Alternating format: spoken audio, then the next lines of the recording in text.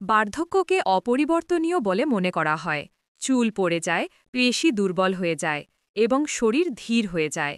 কিন্তু যদি কেউ আপনাকে বলে যে ৪৯ বছর বয়সে এই সব কিছু স্বাভাবিকভাবেই বিপরীত হতে পারে, এটাই মোহাম্মদ কাসিম বিন আব্দুল করিমের গল্প।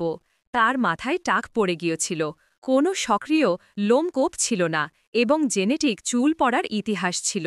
তবুও আজ তার চুল ফিরে আসছে, কোনো চিকিৎসা ছাড়াই, কোনো অস্ত্রোপচার হয়নি, কোনো ঔষধও খাননি। তার মাথায় ত্বকের খোলা ছিদ্র থেকে স্বাভাবিকভাবে নতুন চুল গজাচ্ছে। এর পাশাপাশি তার শারীরিক গঠনও পরিবর্তিত হচ্ছে। তার পা বড় হচ্ছে এবং তার পেশির ভর বৃদ্ধি পাচ্ছে। এটি কি প্রাকৃতিক বয়স বিপরীত হওয়ার প্রথম নথিভুক্ত ঘটনা হতে পারে? কাসিম দাবি করেন যে এটি তার নিজের কোনো প্রচেষ্টার কারণে নয়, এটি কেবল আল্লাহর রহমত। তিনি এটি স্বপ্নে দেখেছিলেন এবং আজ এটি তার বাস্তবতা। এটি আমাদের সময়ের মধ্যে সবচেয়ে গুরুত্বপূর্ণ জৈবিক ঘটনাগুলির একটি হতে পারে। বিজ্ঞানীদের মনোযোগ দেওয়া উচিত, কারণ এটি বার্ধক্য এবং মানব স্বাস্থ্যের ভবিষ্যৎ পুনর্লিখন করতে পারে।